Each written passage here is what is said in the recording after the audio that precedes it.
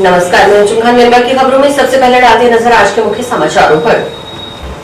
मंजू अग्रवाल सहित 5 दोषियों को 10-10 साल का कठोर कारावास। पॉक्सो कोर्ट के न्यायाधीश मदन गोपाल आदि ने सुनाई सजा।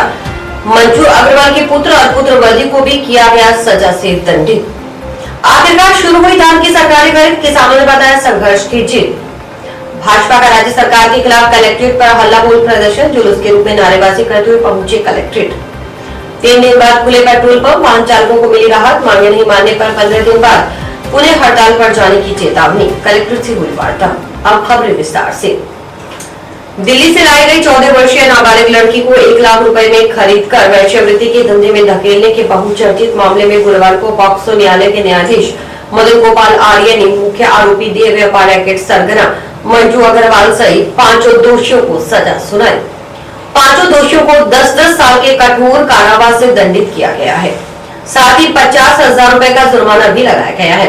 अदम आदायगी 6 माह का अतिरिक्त कारावास भुगतना होगा।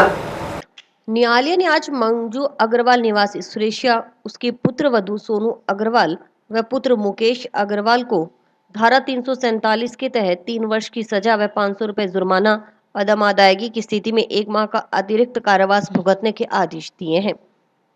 इसके अलावा इन तीनों को धारा 328 के तहत 5 वर्ष की सजा व 2,000 रुपए जुर्माना, धारा 368 के तहत 3 वर्ष की सजा व 500 रुपए जुर्माना, पॉक्सो एक्ट के तहत 10 वर्ष की सजा व 50,000 रुपए जुर्माना और अदम अदायगी की स्थिति में 6 माह का अतिरिक्त कारावास भुगतना होगा। वहीं पीटा एक्ट की धाराओं के तहत 1 वर्ष, धारा 5 के तहत 3 और धारा 6 के तहत 7 वर्ष का कारावास व इन तीनों धाराओं के तहत 2-2 हजार रुपए का जुर्माना भी लगाया गया है। वहीं जगतार सिंह और गुरजंट सिंह को पॉक्सो एक्ट के तहत 10 वर्ष के कठोर कारावास, 50,000 रुपए जुर्माना और अदम अदायगी की स्थिति में 6 माह का अतिरिक्त कारावास भुगतने के आदेश दिए गए हैं। इसके अलावा इन दोनों को धारा 377 के तहत 10 वर्ष की सजा भी सुनाई गई और 50,000 रुपए का जुर्माना लगाया गया। सभी सजाएं साथ साथ चलेंगी। राज्य सरकार की ओर से पैरवी विशिष्ट लोक अभियोजक विनोद डूटी ने की। मंजू अग्रवाल केस में माननीय न्यायालय पॉक्सो के न्यायाधीश श्री मदन गोपाल जी आर्य ने सजा सुनाई, जिसमें कल उनको दोषित किया था। मंजू, सोनू, मुकेश को सजा इस प्रकार है। धारा 347 के तहत 3 वर्ष की सजा, 500 रुपए जुर्माना, अदम अदायगी की स्थिति में 1 माह। धारा 328 में 5 वर्ष सजा, 2,000 रुपए जुर्माना और धारा 368 में 3 वर्ष की सजा और धारा 376 2N, धारा 376 D सेपटी धारा 109 के तहत 10 वर्ष की सजा, 50,000 रुपए जुर्माना और 6 माह अदम अदायगी की स्थिति में भुगतना पड़ेगा। 5GL/17 के तहत भी 10 वर्ष की सजा, 50,000 रुपए जुर्माना, 6 माह अदम अदायगी की स्थिति में। पीटा एक्ट की धारा 3 के तहत 1 वर्ष, धारा 5 के तहत 3 वर्ष और धारा 6 के तहत 7 वर्ष की सजा सुनाई गई। इन पीटा एक्ट की तीनों धाराओं में 2-2 हजार रुपए का जुर्माना लगाया गया है। अदम अदायगी की स्थिति में 6 माह का अतिरिक्त कारावास भुगतना पड़ेगा। वहीं जगतार सिंह व गुरजन सिंह को धारा 376 D भारतीय दंड संहिता व 5G/5L पॉक्सो एक्ट के तहत 10 वर्ष की सजा, 50,000 रुपए का जुर्माना और अदम अदायगी की स्थिति में 6 माह का अतिरिक्त कारावास भुगतना पड़ेगा। और धारा 377 के तहत जगतार सिंह व गुरजन सिंह को 10 वर्ष की सजा, 50,000 रुपए का जुर्माना और अदम अदायगी की स्थिति में 6 माह का कारावास भुगतना पड़ेगा। सभी सजाएं साथ साथ चलेगी। इस तरह के फैसलों पर समाज में इस तरह के जो नाबालिगों के साथ अपराध किए जा रहे हैं उस पर लगाम लगेगी और भविष्य में ऐसे अपराध कम होंगे और इनकी पुनरावृत्ति नहीं होगी। पानी की पर्ची वितरण करने ढाणी में गए इंदिरा गांधी नहर परियोजना के पटवारी व मेट पर ढाणी मालिक ने परिवार के सदस्यों के साथ मिलकर हमला कर दिया। जाति सूचक गालियां निकाली और जिंदा नहीं जाने देने की धमकी तक दी। सरकारी दस्तावेजों को छीनकर फाड़ दिया और राजकार्य में बाधा डाली।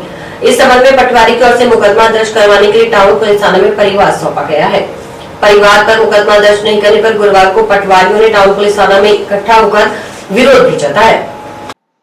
जानकारी के मुताबिक सहायक अभियंता सर्वे का अन्वेषण लिफ्ट उपखंड चतुर्थ इंदिरा गांधी नहर परियोजना हनुमानगढ़ में पटवारी के पद पर पदस्थापित राम स्वरूप मंडल ने बताया कि मंगलवार को वह पानी की बारी पर्ची वितरण को लेकर मैट यूनस अली को साथ लेकर चक 5 MD गया था। शाम करीब 6 बजे उन्होंने कमला देवी के ढाणी में पहुंचकर राजाराम व उसके पुत्र दिलीप को पानी की पर्ची वितरित कर दी। तब पिता पुत्र ने कहा कि पानी की बारी कम करवाने पर वे उसका सबक सिखाएंगे। तब उसने राजाराम व दिलीप को बताया कि उनकी पानी की बारी सहायक अभियंता व अधिशासी अभियंता जल संसाधन खंड रावसर के आदेश की पालना में काटी गई है। इस पर राजाराम व दिलीप ने उसे जाति सूचक गालियां निकाली। तभी कमला देवी व उसका पुत्र सुरेंद्र भी वहां आ गए। सभी उसके साथ हाथापाई करने लगे और मारपीट करने पर उतारे हो गए। तब मैट यूनस अली ने बीच बचाव करने का प्रयास किया तो उसके साथ भी मारपीट की गई। दिलीप व सुरेंद्र से उनके सरकारी कागजात छीनने की कोशिश की गई। इस पर दोनों नजदीक में बनी ढाणी की तरफ जान बचाकर भागे। पटवारी राम स्वरूप ने आरोप लगाया कि राजाराम वगैरह ने जाति सूचक गालियां निकालकर उसे अपमानित किया है, जबरन पानी की बाराबंदी व अन्य कागजात छीनकर फाड़कर राजकार्य में बाधा कारित की है। उनका रास्ता भी रोक कर रखा गया। उन्होंने इनके खिलाफ मुकदमा दर्ज कर कानूनी कार्रवाई करने की मांग की है। जल संसाधन खंड रावसर और सब डिवीजन है सहायक अभियंता सर्वे अनुनिरीक्षण लिफ्ट उपखंड हनुमानगढ़। मेरे को श्रीमान अधिशासी अभियंता और सहायक अभियंता के आदेशानुसार 26/10/2021 को पानी की पर्ची चक 5 MD के संबंध में अध्यक्ष के खिलाफ बारी बांटने के लिए आदेश दिया गया था, जिसके आधार पर मेरे द्वारा शाम के समय पर्ची का वितरण किया गया, जिसके अंतर्गत अध्यक्ष के पुत्र द्वारा दिलीप कुमार राजाराम द्वारा मेरे को अत्यधिक प्रेरित किया गया, गाली गलौज की गई, अभद्र शब्दों का प्रयोग किया गया और मारने पीटने के लिए उतारू हो गए और जाति सूचक गालियां वगैरह भी दी और रास्ता भी रोका गया।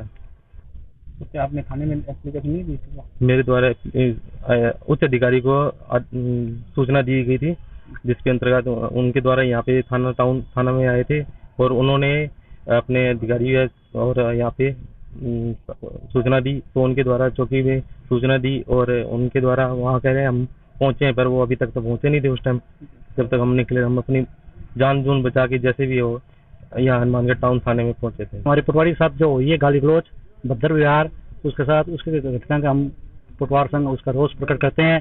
यदि हमारी ये एफआईआर दर्ज नहीं की गई, कल हम धरना लगाएंगे, प्रदर्शन करेंगे और एसपी के साथ से मिलेंगे। कितने दिन हो गए? ये 26 तारीख शाम की बात है। ये इनको फोन भी किए हैं, ये उनको लेने भी नहीं गए, ये लुक चुप कर रात को 11 बजे घर पहुंचे, इनको रास्ता रोक लिया। इनको यहाँ कोई छुड़ाता नहीं तो इनको मार भी देते, ये कुछ भी कर सकते थे, इनके साथ कोई घटना पटवारी साथ हो सकती थी। मौके का गवाह सबूत हमारे पास, फिर भी कार्रवाई नहीं कर रहे पुलिस वाले। दूसरी पार्टी द्वारा धमकाया जा रहा है, बार बार दबाव बनाया जा रहा है, क्रॉस केस करेंगे धमकी दी जा रही है, राजीनामे में दबाव बनाया जा रहा है। किसानों के संघर्ष के बाद आखिरकार गुरुवार से धान की न्यूनतम समर्थन मूल्य पर सरकारी खरीद शुरू हो गई। गुरुवार को भारतीय खाद्य निगम के गुणवत्ता निरीक्षकों की ओर से जंक्शन धान मंडी में लगी धान की ढेरियों में नमी की मात्रा जांची गई। सैंपल जांच कर सफाई करवा धान का तोल कार्य शुरू करवा दिया गया। इस दौरान कृषि उपज मंडी समिति सचिव CL वर्मा सहित FCI अधिकारी व किसान मौजूद रहे। FCI की ओर से 1960 रुपए प्रति क्विंटल के हिसाब से धान की सरकारी खरीद की जाएगी। धान की सरकारी खरीद के लिए गिरदावरी पर्ची की अनिवार्यता होगी। कृषि उपज मंडी समिति सचिव CL वर्मा ने बताया कि भारतीय खाद्य निगम की ओर से गुरुवार से धान की सरकारी खरीद शुरू कर दी गई है। खरीद को लेकर मंडी समिति की ओर से धान मंडी में सभी आवश्यक व्यवस्थाएं की गई हैं। अब तक धान मंडी में करीब 11 से 12 हजार क्विंटल धान की आवक हो चुकी है। सभी ढेरियों का सैंपल जांचा जा रहा है। मानदंड के मुताबिक धान का तोल शुरू करवाया जा रहा है। धान का तोल होने के बाद दस्तावेज लेकर FCI की ओर से संबंधित किसान को भुगतान की प्रक्रिया शुरू कर दी जाएगी। वहीं FCI के गुणवत्ता निरीक्षक हवा सिंह ने बताया कि धान की सरकारी खरीद के लिए गिरदावरी पर्ची की अनिवार्यता है। साथ ही संबंधित किसान का आधार कार्ड होना जरूरी है। बैंक की पासबुक भी किसान साथ लेकर आए। 17% तक नमी वाली धान की MSP पर खरीद की जा रही है। भारत सरकार की ओर से तय मापदंड अनुसार किसानों से धान की सरकारी खरीद शुरू कर दी गई है। उन्होंने किसानों से भी अपील की कि वे अपने धान की फसल सुखाकर सफाई करवाकर धान मंडी में लाएं, ताकि सरकारी खरीद में दिक्कतों का सामना न करना पड़े। आज हनुमानगढ़ जंक्शन में भारतीय खाद्य निगम द्वारा किसानों के हित के लिए MSP जो पैडी की खरीद है वो शुरुआत कर दी गई है, जिसके लिए जो भी डॉक्यूमेंट है वो सर्कुलेट कर दिए गए हैं कि गिरदावरी पर्ची की अनिवार्यता है, प्लस में एक आधार कार्ड उनका होना चाहिए फार्मर का, प्लस में जो भी रेफ्रैक्शन है, रेफ्रैक्शन में जब बता दिया गया कि 17% तक नमी है, बाकी पोस्टर लगा दिया जाएगा। तो सभी किसानों से मेरा ये निवेदन है कि जो भी डेयरी है उसको अकॉर्डिंग टू नॉर्म सुखा करके सफाई प्रॉपर क्लीनिंग करवा के लाएं, ताकि यहाँ दिक्कत परेशानी उनको ना हो। और जो भी है भारतीय खाद्य निगम के नियमानुसार भारत सरकार ने जो भी मापदंड दिए हैं उसके अनुसार किसानों से पैडी की एमएसपी खरीद शुरू कर दी गई। हाँ सर, आज तोल शुरू करवा दिया जाएगा, कर दिया गया। और किसानों से वापस मैं ये आग्रह करना चाहता हूँ कि डेयरी को सुखा करके, जिसका मॉइस्चर 17% हो और प्रॉपर उसकी सफाई करके, एक सर गिरदावरी पर्ची, आधार कार्ड और बैंक की पासबुक चाहिए। और मेरा किसानों से विशेष निवेदन है कि खाता वही दे जो चालू प्रोसेस में हो, हाँ, ताकि एक्टिव हो। खाद्य निगम द्वारा आज धान की खरीद शुरू करी है हनुमानगढ़ जंक्शन में। अभी हम मौके पर ही डेयरियों पर आए हुए हैं। यहाँ क्वालिटी इंस्पेक्टर डेयरियों में नमी की जांच वगैरह कर रहे हैं और अपने सैंपल चेक कर करके और इनकी सफाई करा करके और काम शुरू कर देंगे। उधर संयुक्त किसान मोर्चा ने धान मंडी में धान की एमएसपी पर सरकारी खरीद शुरू होने पर प्रसन्नता जताते हुए इसे किसानों के संघर्ष की जीत बताया। मोर्चा के गुरपरविंदर सिंह मान ने कहा कि धान की सरकारी खरीद शुरू करवाने के लिए किसानों ने संघर्ष किया, इसके बाद खरीद शुरू हो गई, जो किसानों की बड़ी उपलब्धि है। किसानों की ओर से धान की बिजाई के समय से ही प्रशासन से मांग की जा रही थी कि धान की सरकारी खरीद की व्यवस्था शुरू की जाए। धान की फसल काट कर लाएं तो सरकारी खरीद नहीं की गई। इसके विरोध में किसानों ने कलेक्ट्रेट पर प्रदर्शन किया, पुलिस की लाठियां तक खाई, कई दिनों तक अपनी धान की फसल को कलेक्ट्रेट के सामने सड़क पर रखकर पड़ाव भी डाला। प्रशासन ने 22 अक्टूबर से धान की सरकारी खरीद शुरू करने का आश्वासन दिया, लेकिन 25 अक्टूबर तक खरीद शुरू नहीं की गई तो मंडी समिति कार्यालय का घेराव कर अधिकारियों को बंधक भी बनाया गया। तब जाकर 28 अक्टूबर से सरकारी खरीद शुरू करने का आश्वासन मिला और अब आश्वासन अनुसार गुरुवार को धान की सरकारी खरीद शुरू हो गई। हनुमानगढ़ जंक्शन में ये दाना मंडी में एमएसपी पे सरकारी खरीद शुरू हुई है, तो ये एक बड़ी उपलब्धि है किसानों की। संघर्ष किया उन्होंने, पहले जिस दिन से हमने धान की वो पंजीरी लगा दी थी उस दिन से हम प्रशासन को ज्ञापन दे रहे हैं। तो उसके बाद हमारे यहाँ पे आए, हम फसल लेके आए, कलेक्टर पे लाठीचार्ज भी हुआ, आमरण अनशन भी रखा। फिर हमें 22 तारीख बताई गई, फिर उसके 25 के ही, अब 28 का है। आज इन्होंने नमी चेक करके आज प्रक्रिया ये चालू कराएंगे। एमएसपी की हमारी लड़ाई है। हम जो दिल्ली में बैठे हैं किसान, वो एमएसपी की गारंटी के लिए लड़ रहे हैं। एमएसपी पहले ये बेचा, मैंने खुद बेचा ये पिछले साल, ये 1550-1600 में बिका ये, तो अभी 1960 बिकेगा।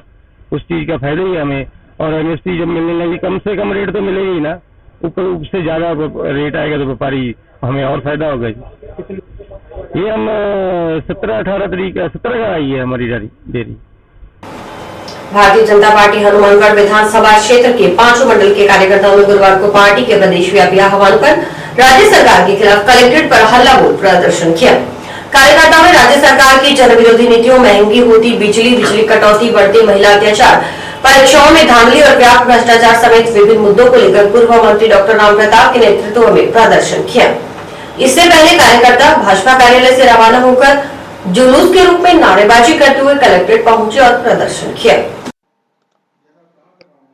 प्रदर्शन के बाद राज्यपाल के नाम कलेक्टर नतमल डिडेल को 23 सूत्री मांगों का ज्ञापन सौंपा गया। इस दौरान वक्ताओं ने कहा कि कांग्रेस सरकार 2018 में राज्य की जनता से झूठे वादे कर सत्ता में आई, न तो किसानों का कर्ज माफ किया गया और न ही किसानों को खाद बीज उपलब्ध करवाया जा रहा है। राज्य में बिजली प्रबंधन में भी राज्य सरकार फेल रही। राज्य सरकार के कुप्रबंधन और उदासीनता के कारण ग्रामीण व शहरी क्षेत्र में 7 से 8 घंटे बिजली कटौती की जा रही है। किसानों को कृषि विजिलेंस की ओर से परेशान किया जा रहा है। राज्य सरकार ने 24 घंटे घरेलू बिजली, किसानों को 8 घंटे बिजली आपूर्ति का वादा किया था, किंतु 6 घंटे की विद्युत सप्लाई भी नहीं हो रही। वहीं बिजली की लगातार बढ़ रही दरों को लेकर भी विरोध जताया गया। भारतीय जनता पार्टी के राज्य नेतृत्व के आह्वान पर आज हनुमानगढ़ विधानसभा के 5 भाजपा के जो मंडल हैं, उन्होंने आज जिला कलेक्ट्रेट पर प्रदर्शन कर उपखंड अधिकारी को ज्ञापन सौंपा है। ये जो प्रदर्शन है पूर्व मंत्री आदरणीय डॉक्टर राम प्रताप जी के नेतृत्व में कार्यकर्ताओं ने किया है। इसमें किसानों की जो विशेष तौर पर मांगे हैं, जो 2018 में जो कांग्रेस की सरकार है, जिन वादों को, झूठे वादों को कर सत्ता में आई थी, उन वादों को पूरा करने की मांग को लेकर ये प्रदर्शन और ज्ञापन दिया गया है राज्यपाल के नाम। इसमें हमारी मुख्य मांग ये है कि एक तो किसानों का संपूर्ण कर्ज माफी किया जाए, 24 घंटे की जो घरेलू बिजली है वो दी जाए, 8 घंटे कम से कम किसानों को सिंचाई पानी के लिए जो बिजली है वो उपलब्ध कराई जाए। डीएपी जो खाद है उसका सुचारू वितरण की व्यवस्था की जाए और कालाबाजारी को रोका जाए। इसके अलावा जो अपराध में जो नंबर 1 आ चुका है राजस्थान, इसके संबंध में भी राज्य सरकार कुछ करे। लगातार दलित उत्पीड़न, महिला उत्पीड़न बढ़ता जा रहा है। 50% से ऊपर महिला उत्पीड़न की दर यहाँ चल रही है राजस्थान में। ये सब बातों को देखते हुए आज भारतीय जनता पार्टी के राज्य नेतृत्व ने आह्वान किया था, जिसमें हनुमानगढ़ विधानसभा में आज कार्यकर्ताओं ने आदरणीय डॉक्टर राम प्रताप जी के नेतृत्व में प्रदर्शन कर ज्ञापन सौंपा। और अभी वक्त है एक ब्रेक का।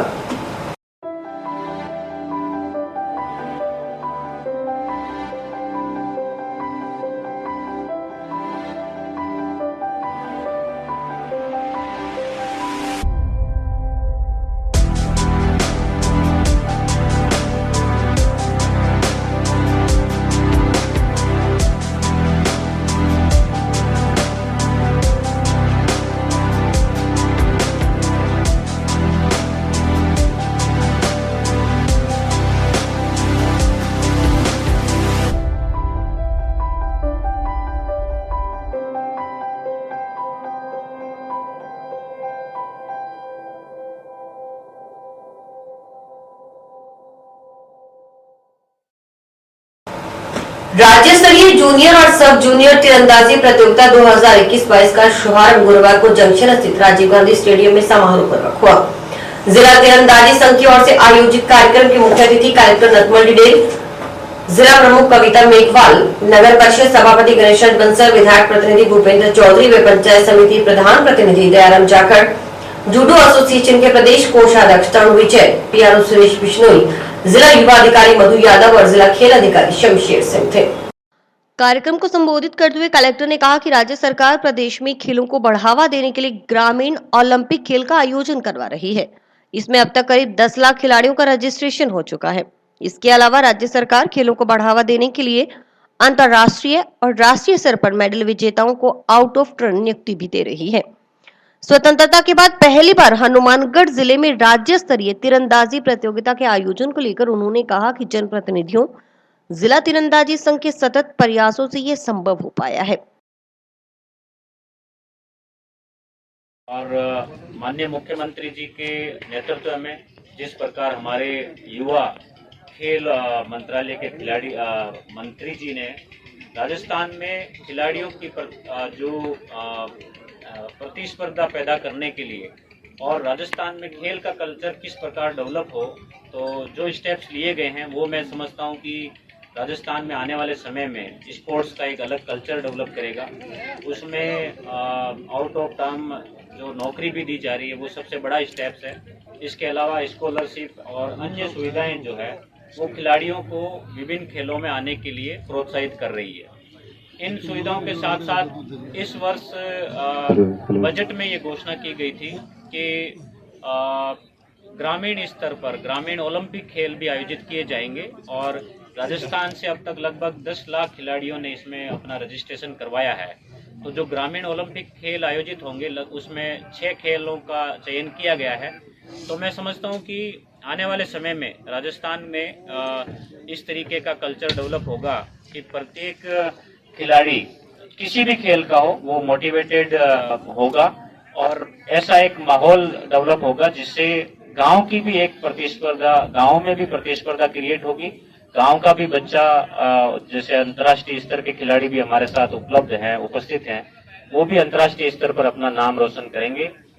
भूपेंद्र चौधरी ने कहा कि राज्य सरकार प्रदेश में खेलों को बढ़ावा देने के लिए संकल्पित है। मुख्यमंत्री अशोक गहलोत और खेल मंत्री अशोक चांदना ने राज्य में खेलों को बढ़ावा देने के लिए कोई कसर नहीं छोड़ी।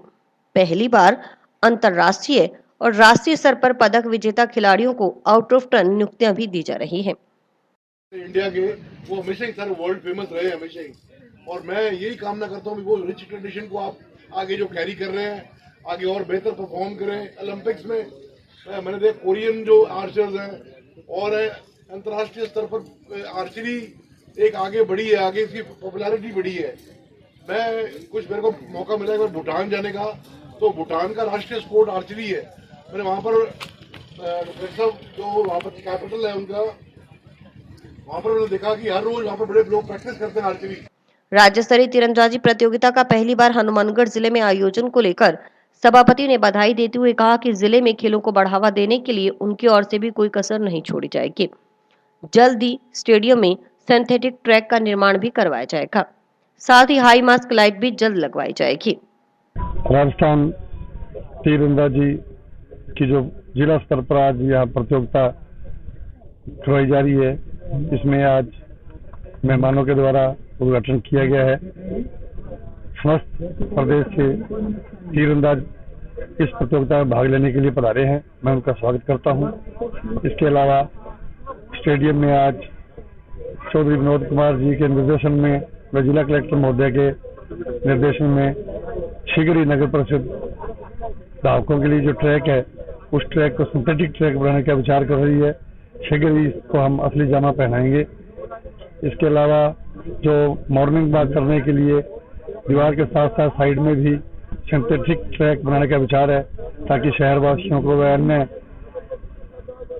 अन्य व्यक्तियों को जो सुबह सुबह घूमते हैं उनको घुटनों के दर्द से राहत मिले एवं वो अच्छे मॉर्निंग वॉक कर सकें। नगर परिषद के द्वारा पहले भी हॉकी ग्राउंड का कायाकल्प किया जा रहा है व आरसी का शेड का निर्माण भी किया जा रहा है। इसके अलावा स्टेडियम के अंदर इंटरलॉकिंग टाइल्स भी लगाई जा रही है। नगर परिषद खेल के प्रति भी समर्पित है। जो भी कोई स्टेडियम में मांग होगी वो पूर्ण की जाएगी। राजस्थान तीरंदाजी संघ के प्रदेश सचिव सुरेंद्र सिंह गुर्जर ने बताया कि राजस्थान राज्य तीरंदाजी प्रतियोगिता में जूनियर और सब जूनियर वर्ग में बालक व बालिका दोनों वर्ग में राजस्थान की 30 जिलों के कुल 502 खिलाड़ी हिस्सा ले रहे हैं। राज्य स्तरीय प्रतियोगिता 28 से 31 अक्टूबर तक चलेगी। जिला कलेक्टर सहित अन्य अतिथियों ने तीरंदाज धनुष के जरिए निशाना साधकर प्रतियोगिता का विधिवत आगाज किया। राजस्थान राज्य तीरंदाजी प्रतियोगिता का आयोजन यहाँ हो रहा है। उसमें 30 जिलों के 502 खिलाड़ी, 30 जिलों के 502 बालक एवं बालिका खिलाड़ी इस प्रतियोगिता में भाग ले रहे हैं। और ये जो खिलाड़ी हैं, इन सभी खिलाड़ियों के लिए राजस्थान सरकार द्वारा TADA की व्यवस्था राज्य क्रीड़ा परिषद एवं जिला क्रीड़ा परिषद के सहयोग से की जा रही है। और राज्य स्तरीय इस प्रतियोगिता के माध्यम से केवल बेस्ट 16 प्लेयर जो सिलेक्टेड किए जाएंगे, उनको रैंकिंग के माध्यम से वो राज्य टीम का प्रतिनिधित्व करने के लिए शामिल होंगे। और जो भी आगामी प्रतियोगिता है उनके लिए ये राज्य का प्रतिनिधित्व इसी चैंपियनशिप से चुने जाएंगे। मैं हनुमानगढ़ के जिला तीरंदाजी संघ को बधाई देना चाहूंगा, तरुण बंसल जी को और पूरी टीम को, और स्पेशल अमन कड़वा को। इन्होंने पूरी मेहनत करके पूरा प्रयास किया है। आप देख रहे हैं आज मुझे तो ऐसा लग रहा है जैसे कोई स्टेट नहीं, कोई नेशनल टूर्नामेंट हो रहा हो। ये दर्शाता है कि इन्होंने कितनी मेहनत करके आज खेल मैदान। ओम जी को भी धन्यवाद, और जितने भी गेमों के कोच बैठे हैं उनका भी। इस हमारे हनुमानगढ़ की खासियत है कि हर कोच, मैं कलेक्टर साहब को बताना चाहूंगा, आज टूर्नामेंट जरूर तीरंदाजी का है, लेकिन भाई शंकर सिंह जी हो, जितने भी गेम के यहाँ कोच हैं, उन सभी का इस कार्यक्रम को सफल करने में योगदान है। आज जिला तीरंदाजी राज्य स्तरीय जो प्रतियोगिता हनुमानगढ़ के अंदर आज आरंभ हुई है, उसके लिए मैं समझता हूं कि हमारे मुख्यमंत्री अशोक गहलोत और मंत्री जी चांदना जी और हमारे विधायक चौधरी विनोद कुमार जी के आशीर्वाद से जो हनुमानगढ़ जो सेंटर चुना गया है, इसके लिए मैं इनका बहुत ही आभार प्रकट करता हूं। और हमारे युवाओं के अंदर इस तीरंदाजी से यहाँ के युवाओं में बड़ा जोश आएगा। और जो हमारे यहाँ पर अमन कड़वा जी है, हमारे जिला अध्यक्ष जो है बंसल साहब हैं, हमारे जूडो संघ के उपाध्यक्ष कोषाध्यक्ष जो है तरुण जी है, उनके मतलब साधने में बहुत ही बड़ा ये उन्होंने मेहनत करके जो ये जिला स्तरीय प्रतियोगिता यहाँ करवाई है, उसके लिए मैं उनका धन्यवाद देता हूँ। पड़ोसी राज्यों के बराबर वेट करने की मांग को लेकर बेबुनियादी हड़ताल पर गए जिले के पेट्रोल पंप संचालक गुरुवार को वापस लौट आए। इसके चलते 3 दिन से बंद पेट्रोल पंप गुरुवार को खुलने से परेशान वाहन चालकों को पेट्रोल डीजल उपलब्ध होने पर राहत मिली। हड़ताल स्थगित होने का पता चलते ही गुरुवार सुबह पेट्रोल पंपों पर वाहन चालकों की कतारें लग गई। सरकार और पंप संचालकों में किसी मुद्दे पर समझौता नहीं हुआ है। अभी सरकार की तरफ से पंप संचालकों को सिर्फ आश्वासन दिया गया है। वहीं जिला प्रशासन ने भी गुरुवार को पंप संचालकों की यूनियन के पदाधिकारियों को वार्ता के लिए बुलाया। पंप संचालकों ने 25 अक्टूबर से बेमियादी समय के लिए हड़ताल की घोषणा की थी। जो 3 दिन जारी रही। अब हड़ताल स्थगित होने से पेट्रोल डीजल के लिए भटक रहे आमजन को राहत मिली। हनुमानगढ़ पेट्रोलियम डीलर एसोसिएशन अध्यक्ष पतराम भामू ने बताया कि जयपुर में सचिव से संतोषजनक वार्ता के चलते गुरुवार को पेट्रोल पंप खोलने का निर्णय लिया गया। उन्होंने बताया कि गुरुवार को कलेक्टर से भी स्थानीय मुद्दों को लेकर संगठन की ओर से वार्ता की गई। इसके अलावा दीपावली नजदीक होने व किसानों की बिजाई सीजन के चलते भी एक बार की हड़ताल स्थगित की गई है। मांगे नहीं मानने पर 15 दिन बाद फिर बेमियादी समय के लिए हड़ताल की जाएगी। इससे पहले पड़ोसी जिले श्रीगंगानगर में बुधवार व बीकानेर में मंगलवार को ही पेट्रोल पंप खुल गए थे। वाहन चालकों को हड़ताल के बावजूद पेट्रोल डीजल उपलब्ध हो रहा था। पंप संचालकों में फूट के चलते पहले बीकानेर, चूरू, फिर श्रीगंगानगर और गुरुवार को हनुमानगढ़ के पेट्रोल पंप खुल गए। अभी तक किसी मांग पर सहमति नहीं बन पाई है। ऐसे में पंप संचालकों ने खुद ही पंप खोल दिए। लोग निकटवर्ती हरियाणा से सस्ता पेट्रोल डीजल ला रहे हैं। कस्बे से लेकर देहात तक अनेक दुकानों पर भी पेट्रोल डीजल मिल रहा था। पेट्रोल पंप संचालक वेट को हरियाणा व पंजाब राज्यों के बराबर करने, बायोडीजल की तस्करी पर रोक लगाने, बढ़े हुए वेट को वापस लेने सहित अन्य मांगों को लेकर हड़ताल पर थे। उधर गुरुवार को हनुमानगढ़ पेट्रोलियम डीलर्स एसोसिएशन के पदाधिकारियों ने बुलावे पर कलेक्टर नतमल डिडेल से उनके चैम्बर में वार्ता भी की। वार्ता में कलेक्टर ने आश्वस्त किया कि वे अवैध रूप से डीजल परिवहन करने व अवैध डीजल का भंडारण कर क्षेत्र में बेचने वाले लोगों के खिलाफ डीएसओ के अलावा जिले की 7 तहसीलों के एसडीएम और तहसीलदार की ओर से कार्रवाई की जाएगी। हर मासिक बैठक में की गई कार्रवाई की समीक्षा भी होगी। इस पर एसोसिएशन ने एक बार की हड़ताल स्थगित करने की घोषणा कर दी। शाम को कलेक्टर साहब महोदय के द्वारा हमारी जिला एसोसिएशन को न्योता आया था आज मीटिंग के लिए 11 बजे के लिए। तो हमारी एसोसिएशन ने ये तय किया कि हड़ताल को आगामी त्योहारी सीजन को देखते हुए और लोगों को 3 दिनों से हो रही परेशानी को देखते हुए हमने हड़ताल को स्थगित किया, जिसका प्रेस नोट आज सुबह 8 बजे हमने जारी किया था। और आज 11 बजे हमारी जिला कार्यकारिणी कलेक्टर साहब से मुलाकात करके आई है, जिसमें हमारी परेशानियों को और समस्याओं को कलेक्टर साहब ने दोबारा सुना है और हमें पूर्ण रूप से आश्वासित किया है कि इस पे तुरंत प्रभाव से कार्रवाई अमल में लाई जाएगी, जिसपे हमारी एसोसिएशन कार्यकारिणी ने कलेक्टर साहब पे भरोसा जताते हुए इस हड़ताल को आगामी आदेशों मतलब आगामी कार्यकारिणी की डिसीजन तक स्थगित किया है, जिससे आमजन को परेशानी ना हो, त्योहारी सीजन में किसी को परेशानी ना हो। तो अब 15 दिनों तक के लिए हम देखते हैं भाई सरकार द्वारा क्या हमारी मांगों पे विचार किया जाता है। उसके बाद हमारी राजस्थान लेवल की जो एसोसिएशन है, दिवाली के बाद उन्होंने भी घोषणा कर रखी है स्ट्राइक के लिए यदि हमारी मांगों पे सुनवाई नहीं होती है। जिले में 9 माह से 5 साल के बच्चों को विटामिन ए की खुराक पिलाने के लिए 30 अक्टूबर से 30 नवंबर तक विटामिन ए कार्यक्रम चलाया जाएगा। इसके तहत 9 माह से 5 वर्ष तक के बच्चों को आंगनबाड़ी केंद्रों और अन्य चिकित्सा संस्थानों पर कोविड-19 के सभी निर्देशों के पालना सुनिश्चित करते हुए विटामिन ए की खुराक पिलाई जाएगी। यह खुराक 6 माह के अंतराल में पिलाई जाती है। मुख्य चिकित्सा एवं स्वास्थ्य अधिकारी डॉक्टर नवनीत शर्मा ने बताया कि विटामिन ए आंखों की बीमारियों जैसे रतौंधी, अंधता से बचाव के साथ साथ बच्चों में शारीरिक रोग प्रतिरोधक क्षमता वृद्धि के लिए भी आवश्यक है। विटामिन ए की खुराक देने से बच्चों में दस्त व निमोनिया आदि बीमारियों के घातक प्रभाव में कमी लाई जा सकती है। विटामिन ए 5 वर्ष से कम उम्र के बच्चों की मृत्यु दर में भी कमी लाता है। कार्यक्रम के दौरान 1 से 5 साल तक के बच्चों को 2 ml खुराक पिलाई जाती है और 9 माह से 1 वर्ष तक के बच्चों को विटामिन ए की 1 ml खुराक पिलाई जाती है। एसीएमएचओ डॉक्टर पवन कुमार ने बताया कि विटामिन ए की खुराक 9 माह से 5 वर्ष तक के बच्चों को 6 माह के अंतराल पर वर्ष में 2 बार जरूर पिलाएं। इससे बच्चों की रोग प्रतिरोधक क्षमता में वृद्धि होती है, खसरा व डायरिया से होने वाली मृत्यु में भी कमी आती है और बच्चों की हड्डियों को भी मजबूती मिलती है। श्वसन संबंधित संक्रमण से भी बचाव होता है, आंख संबंधित रोग से भी बचाव होता है और 5 वर्ष से कम उम्र के बच्चों की मृत्यु दर में कमी होती है। इसलिए बच्चे के 9 माह पूरे होते ही उसे अपने नजदीकी आंगनबाड़ी केंद्र या स्वास्थ्य केंद्र पर ले जाकर विटामिन ए की खुराक पिलाना न भूलें।